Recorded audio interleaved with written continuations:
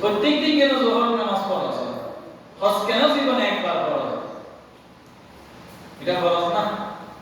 যাকাত আপনি এবছর দিবেন, সামনের বছর তো আপনি যাকাত দিতে না, যাকাত খাইবেন না বলে বলেছে, হয় না? বহুত আছে, কিন্তু হজ খুব গুরুত্বপূর্ণ ইবাদত, আর এটাকে আমরা খুব বেশি অবহেলা করি। ছেলে বিয়ে দিই, মেয়ে বিয়ে করাই, এই জায়গাটা বেশটা মেনলে,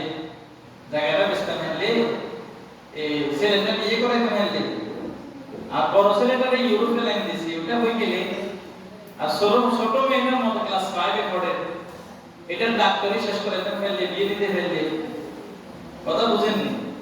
ছোট মেয়েটা বিয়ে পড়ে, ক্লাস 5 এ পড়ে, ডাক্তারি পড়ে পাস করাই, বিয়ে দিতে ফেললে, ঘরের কাম একতলা করছি, 6 তলা ফাউন্ডেশন দিছি, 6 তলা কমপ্লিট করিয়ে দিতে ফেললে, ছোট বিয়ে দিয়ে দিতে ফেললে, বয়স কত রইব?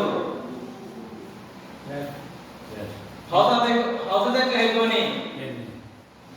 বুঝেন তো? আমি হজে যাইতে হইব নি? মেয়ে বড় ক্লাস 5 এ এর ডাক্তার বানাইবো, বিয়ে দিব, তুই যে বিয়ে হবে অথচ হজে নিয়ে যাবে এখন খরচ কবুজুর। বর্তমানে হজ করতে হইলে 7 লাখ 8 লাখ টাকা লাগে। তো এত টাকা থাকলে তো আমি হজ করা যাবে না, দেখলে হজ করা যাবে না। বুঝেন নাই? আপনার কাছে 1 কোটি টাকা আছে, 50 লাখ টাকা আছে, সম্পত্তি আছে বহুত, আপনি হিসাব করে দেখেন না, এগুলো না হয় সামনে চলে। আমরা যে হজ করি, হজটা নির্দিষ্ট একটা স্থানের উপরে হজ, কিসের উপরে?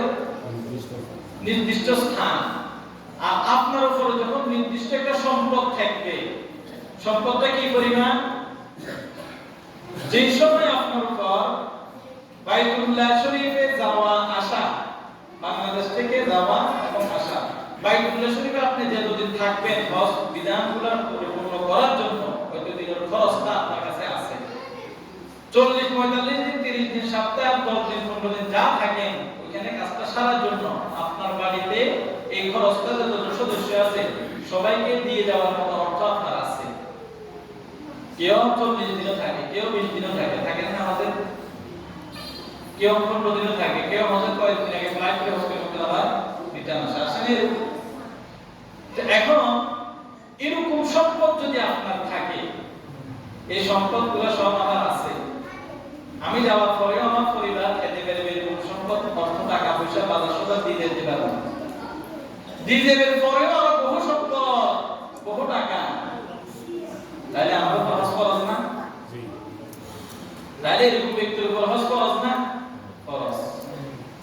তাহলে ব্যক্তিটার উপর ফরজ, এই ব্যক্তিটা মুসলমান, এই ব্যক্তিটা মুসলমান, এই ব্যক্তিটা স্বাধীন, গোলাম নয়, কোন অকারেন্সের কারণে সে জেলখানা বন্দীও নয়, এবং সে সুস্থ, পাগল নয়, জ্ঞান শক্তিও তার ভালো পরিপূর্ণ, এবং সে নাবালেগ নয়, বালেগ, প্রাপ্তবয়স্ক ব্যক্তি, এবং সে মতের ভিতরে যাতায়াত, মক্কা মদিনায় যাতায়াতের খরচ, যাতায়াতের যে নিরাপত্তা, আপনি যদি হজে যেতেছেন, আপনাকে আপনার শত্রু মারিয়ে নেব, এরকম কোনো ভয় যদি আপনার না থাকে, এবং আপনি নারী, আপনার উপর হজ ফরজ, কিন্তু আপনার জন্য মাহরাম ব্যক্তি নেই, মানে যে ব্যক্তিকে আপনি বিবাহ করা হারাম, যে পুরুষকে আপনি বিবাহ করা হারাম, মহিলাকে বলতেছি, যে মহিলার উপর হজ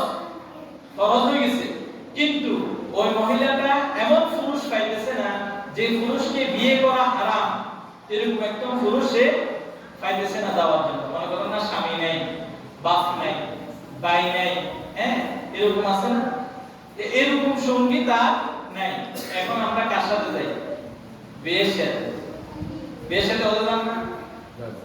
হ্যাঁ, বিয়ের সাথে হজে যান। মহরম ব্যক্তি কেউ নাই, অন্য সাথে চলে যায়।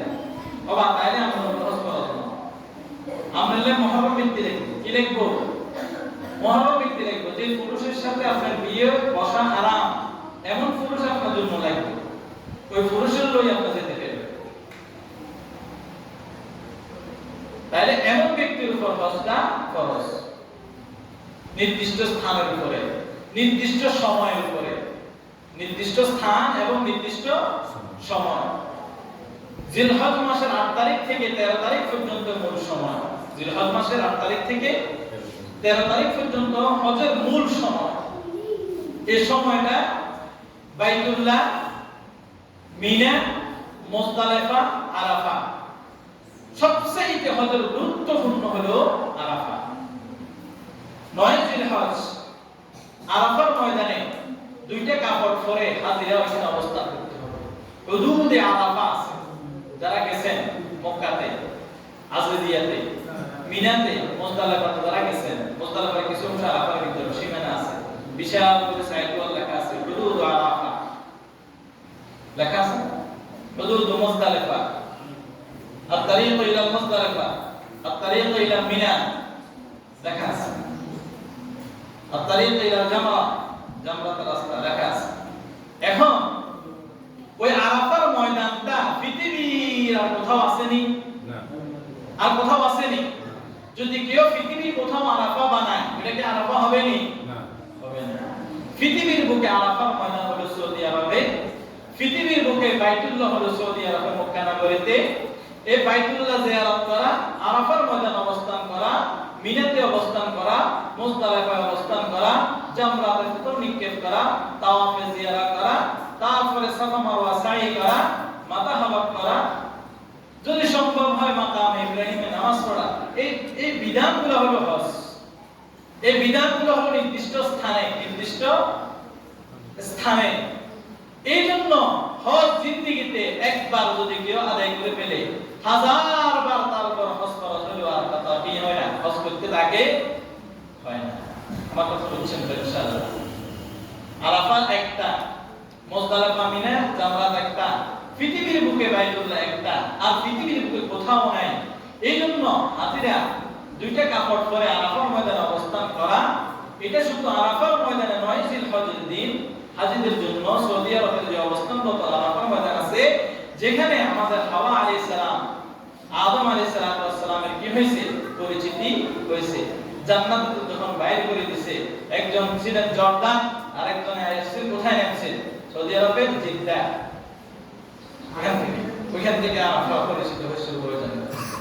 এই যে স্থানটা নির্দিষ্ট একটা স্থান হওয়ার কারণে, জায়গা হওয়ার কারণে, আপনার জীবনে একবার যদি আপনি হজ করে ফেলেন, এরপর যদি আপনার উপর হাজারবারও হজে যাতায়াত করার মতো, হজ করার মতো সম্পদ আপনার হয়, আপনি হজ নাও করেন, গুনাহ হবে না, গুনাহ হবে না। আর আপনার উপর হজ ফরজ হয়ে গেছে, কিন্তু হজ আপনি করেন নাই, সমর্থ থাকাকালীন সময়ে এই ফরজ বিধানটা আপনার উপর রয়ে গেছে। কাল কিয়ামতের ময়দানে আপনি এই অর্থে এবং হজ কেন করেন নাই তার জবাব আপনাকে দিতে হবে। হজ যদি কোনো ব্যক্তির উপর ফরজ হয়, আর ওই ব্যক্তি যদি শুধু উমরা করে, তার হজের বিধান আদায় হবে না। হজ হলো একটা নফল ইবাদত। আপনি মসজিদে ঢুকছেন, ঢুকে প্রথম কয় রাকাত নামাজ পড়লেন, দুপুরে মসজিদ 2 রাকাত নামাজ পড়লেন, ওযু করলেন 2 রাকাত তাহিয়াতুল ওযু নামাজ পড়লেন, অথবা মসজিদে এমনি আসেন, বসে রয়েছেন, তাসবিহ করতেছেন, কোরআন তেলাওয়াত করতেছেন, 2 রাকাত নামাজ পড়ছেন, না পড়লে গুনাহ আছে।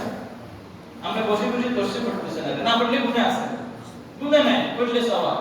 উমরাটা হলো এরকম, আপনি করেন অসুবিধা নেই, সওয়াব আছে, কিন্তু না করলে অসুবিধা নেই। হ্যাঁ, আপনি যদি বলেন আল্লাহ আমার সম্পদ দিয়েছে, আমি হজ করার আগে উমরা করব, তাহলে তো সময় সোহাগা, বুঝেন না কথা? আপনি অমুক জায়গায় যাবেন, এটা চিনেন না, আগে একটু যে দেখি আসি। এখন হজ করার আগে উমরা করে আসি, জায়গাটা চিনি নিতেন। এখন আপনার জন্য কতটা সহজ হয়েছে আপনি কল্পনা করতে পারেন, কল্পনা করতে পারেন।